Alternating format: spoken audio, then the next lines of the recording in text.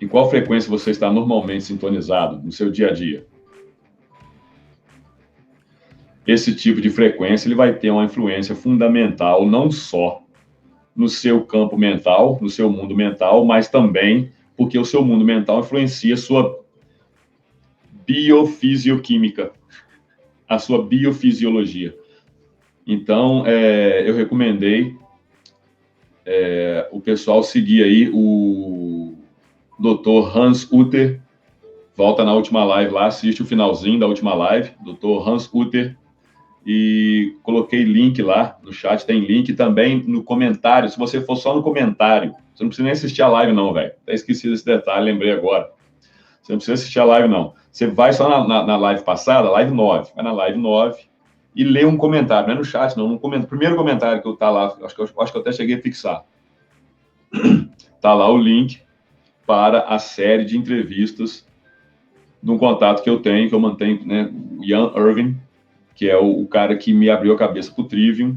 Eu sigo o material dele, eu estudei o método, não só o Trivium, como o método do Trivium, que eu estou passando para vocês, vamos passar para vocês, né? São duas coisas distintas.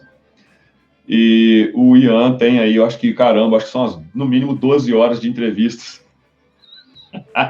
com o doutor, professor Hans Utter, sobre biopsicologia.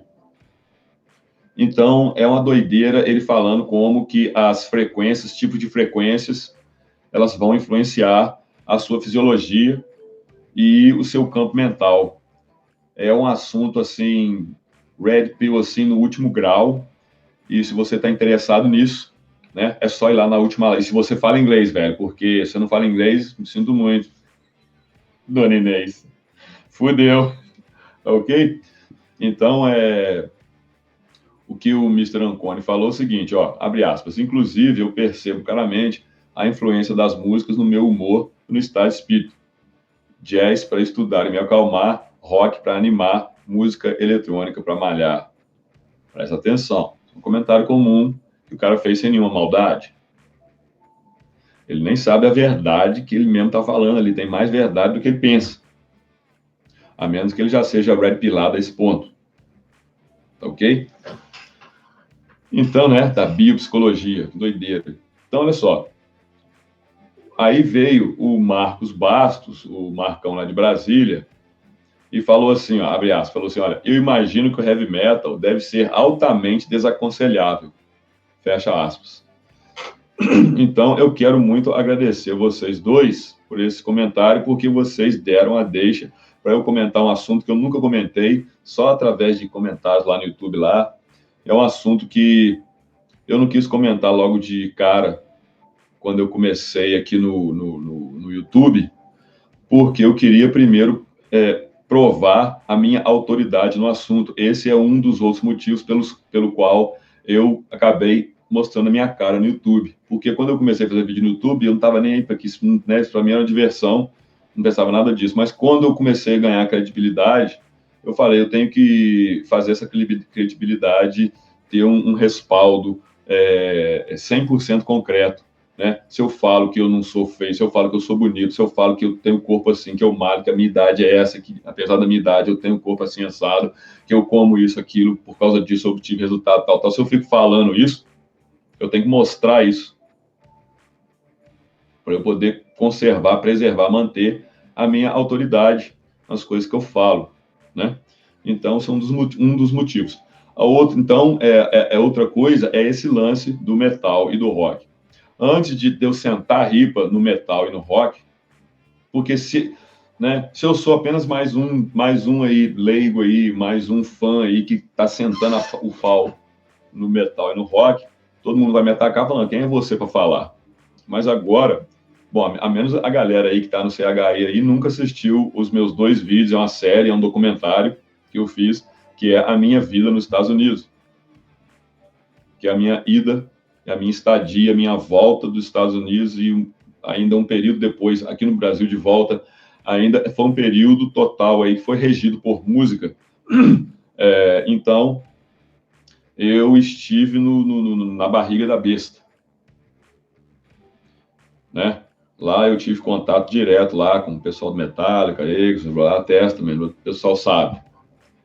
E o pessoal já me viu aí na segunda parte desse vídeo, tem eu cantando, inclusive ao vivo, e tem também o meu SoundCloud, você vai no meu SoundCloud lá, www.soundcloud.com/Tio Migdal.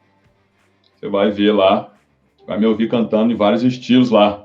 Cantando rasgado, igual Pantera, igual Sepultura, igual Slipknot, vai ver cantando pop, vai ver cantando rock clássico, música Led Zeppelin, vai ver cantando Living Colour, vai ver cantando The Commodores, no estilo Faith No More, vai ver o tiozão mandando lá. Então, primeiro, eu quis provar para vocês que eu sei o que eu estou falando e eu sei muito bem o mundo onde eu estava inserido aí por mais de 10 anos, minha vida aí. Porque eu tenho muita coisa ruim para falar a respeito desse mundo. Então, primeiro, eu quis afirmar a minha autoridade no assunto e falar para você, né, e mostrar também que eu não sou um cara de fora, não, eu sou o cara que gosta da parada, né? Eu não sou um cara do jazz ou um cara da música clássica sentando pau no metal, porque isso sempre tem, né? O pessoal do pop mete pau no metal, todo mundo mete pau no metal, mas né, quando você vê um cara que é, né, metaleiro, né, não só metaleiro, mas um cara membro de fã, vocalista, que manda mesmo, na tora ali ao vivo, quem sabe faz ao vivo. Rapaz, olha só o que eu vi aqui agora, mulher. Uma linguiça. Nice. Eu sempre fui muito instintivo. Eu sou de Libra. Eu sou muito equilibrado. Tanto a parte mental quanto a parte emocional são bem equilibrados. Então, eu levo muito em consideração tanto a minha parte lógica quanto a minha parte instintiva. Por isso, eu tive a minha parte da barriga. Eu ponho em equivalência a parte da cabeça e a parte da barriga. É isso que eu faço. O Oriente com o Ocidente. Então, eu sempre presto atenção naquela vozinha lá no fundo e coisas que às vezes não vem a vozinha, mas lá na sua barriga te dá um negócio ruim, às vezes, certas coisas, certos avisos que você não compreende intelectualmente, mas você compreende na sua barriga. Quando eu estava nos Estados Unidos, morando lá, eu era Blue Pill total, mas eu percebia uma nuvem negra sobre todo o cenário do metal. Todo o cenário de todos os estilos aí, que era, na época, rolava o thrash, rolava se definindo ainda, né, o thrash, rolava o glam metal, né, aqueles lixo, Poison, aquelas bandas LA Guns, LA Fester Pussycat, aquelas merda que lixaiado, Bon Jovi, nojo esse negócio. É aquele pessoal poser mesmo, né? Então, estava se definindo aquela onda. Então, sobre todos os aspectos. Te dar uma ideia, por exemplo, quando o Testament, ele conseguiu assinar, acho que foi com a Atlantic, não sei, o empresário deles era o Alexis Olsen, gente boa pra caramba, ele conseguiu assinar o Testament. E na época tinha um tal de John não sei o que Sinclair, que era um produtor de Los Angeles e estava vindo na Bay Area para olhar mais umas bandas que esse Alex tinha indicado. E como o Alex era amigo nosso, que a gente estava aí naquela panela, ele falou assim, não, vai lá olhar esses caras. O nome da banda era Apocalipse, né? Então ele ficou mais interessado ainda por causa do nome, olha só. Aí ele foi lá no dia marcado, a gente ensaiando lá, o cara, velho, mas tipo assim, a figura do cara, velho, a figura do cara entrando, porque a gente, olha só, a gente ensaiava num local que era um armazém, tipo filme mesmo, igual esses filmes que você vê, esses filmes de ação com suspense, esses negócios assim, assassinato. Então, na área industrial, por quê? Num bairro industrial, porque o aluguel de tudo é mais barato. Cheio daqueles becos e muito aquelas warehouse, aqueles armazém.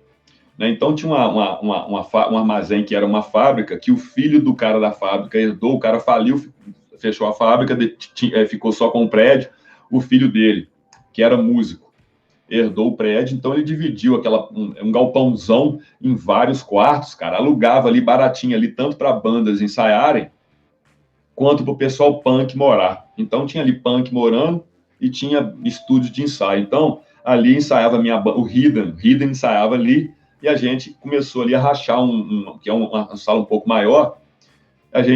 O cara cobrava 600 pau aluguel, a minha banda dava 300, o Hidden dava 300, cada um ficava com a metade da sala. Então, a gente chegava ali, depois a gente começou a gente conseguiu um estúdio menor e conseguiu ficar com um estúdio só pra gente, com uma sala um pouco menor, que soa melhor também.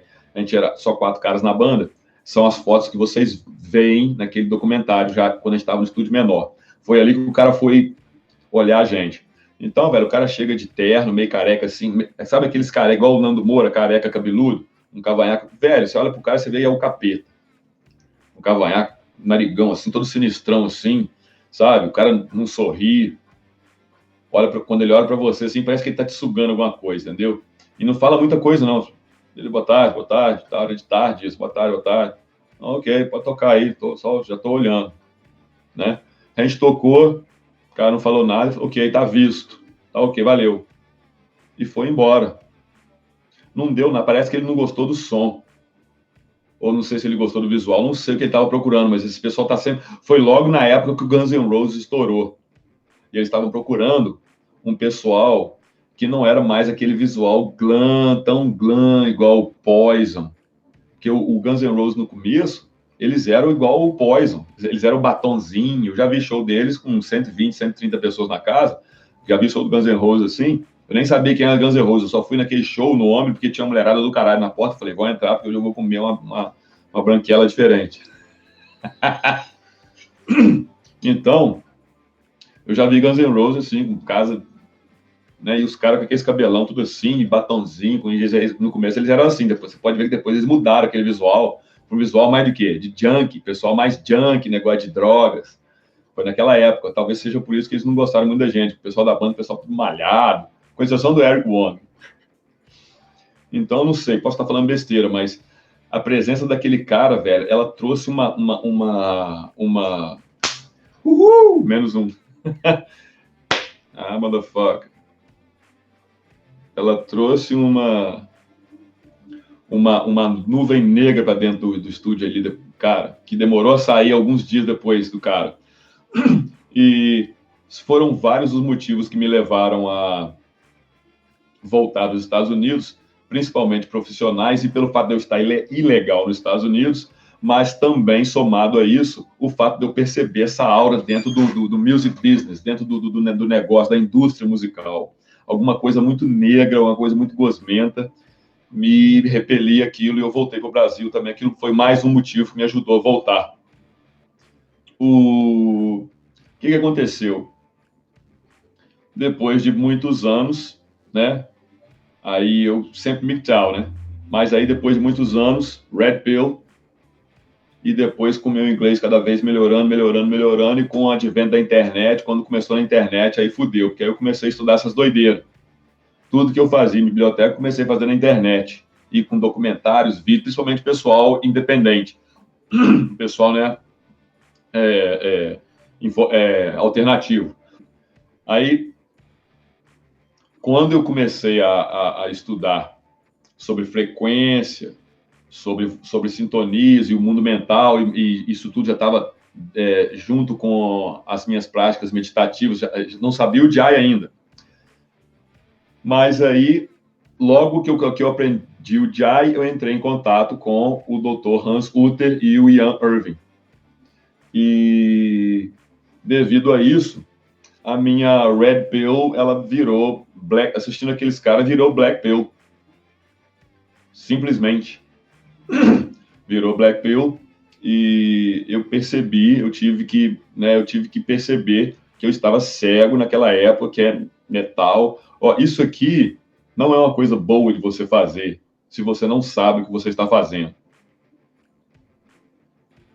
Então, o Mr. Bastos, né, falou, imagino que o heavy metal seja altamente desaconselhável devido às frequências que ele mantém em você. Não só o heavy metal, mas o pop, hip hop. E você pode ver que está agora cada vez mais grave.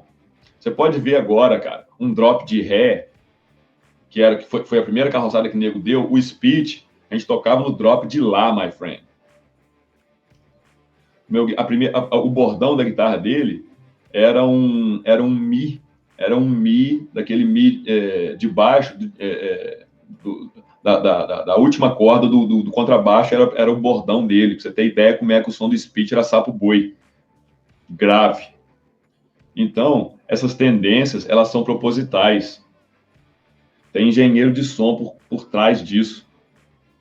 Eu falei, você pode, cara, eu tenho que colocar outro na playlist, outro vídeo que é fundamental, o pessoal do CHI, é mesmo, hein, rapaz, eu vacilei de não ter colocado. Eu tinha que ter colocado. Esse tal de amor. Se você tá no CHI e não assistiu esse tal de amor, ponto negativo para você. Por quê? Porque ali eu falo como que... um exemplo. Nas dinastias chinesas, falando China antiga, toda vez que trocava dinastia, a nova dinastia, eles tinham um tom oficial, era um tom musical oficial, não poderia compor, ninguém podia compor, tocar fora daquele tom. Qualquer apresentação, e eles eram muito rígidos quanto a isso. Porque sempre tinha uma trilha sonora no background de todas as atividades e conquistas, né, através da história de cada dinastia. Quando entrava uma nova dinastia, o que eles faziam? Primeira coisa, mudava o tom oficial. Eles queriam apagar da memória coletiva, eles queriam apagar a memória musical dos feitos da dinastia passada. Eles instalavam uma nova trilha sonora. O que tem a ver isso? O que tem a ver isso? Olha só, o comentário do Mr. Anconi. Repetindo para vocês, o comentário dele. Inclusive, eu percebo claramente a influência das músicas no meu humor, no meu estado de espírito. Isso não é uma coisa que o Mr. Anconi descobriu hoje. Isso é milenar. Música sempre foi usada como uma arma. Acorda para isso. Hoje, do mesmo jeito que eu vejo o filme sem me empolgar, sem ficar, né, o filme não me dá mais susto, não me deixa, não me faz chorar, não me faz... Só comédia que me dá, ainda faz dar gargalhada. Nenhum filme surpreende, porque tem aquele delay que o Jeff The One falou. Você não é pego de surpresa mais. Então, mesma coisa que acontece com o filme, comigo é com a música. Eu já sei dessas coisas, eu vejo nas letras, eu já estudei essa merda toda, mensagens subliminares, inclusive as mensagens subliminares, que são aquelas famosas de trás para frente, existem. E é papo 10, principalmente com as letras do Led Zeppelin. E é uma coisa impossível de você fazer deliberadamente. Algum tipo de influência aconteceu. Algum tipo de canalização aconteceu. Falei, Filipão agora deve estar agora sentindo agora o que arrepiar aí, né, mulher? Então, muito cuidado com o tipo de música que você ouve. Se você não sabe, você não tem uma postura quanto a isso. Você não tem a meditação como escudo. Porque, contra qualquer feitiço, a única coisa que você precisa fazer é compreendê-lo. Contra qualquer problema, você só basta compreendê-lo. Para transcender qualquer coisa, basta você compreender aquilo a fundo. Quando você compreende qualquer problema... Mais um. Quando você compreende qualquer problema a fundo, ele dissolve-se. Se você se identifica com a minha visão, você vai adorar o meu livro, O Homem Insubmisso, Independência Emocional e Social do Macho Sigma. Se a tua meta é conquistar a sua independência emocional através do autoconhecimento, de uma forma objetiva, simples e organizada num passo a passo, então você vai adorar o meu curso, Independência Emocional. Agora, se você quiser se aprofundar em autoobservação desidentificada, em estoicismo, no livro e no método do Trivium, em projeciologia e nos assuntos que os leigos chamam de ocultismo, você vai adorar o meu grupo de estudos online, o CHI, o Clube do Homem Independente.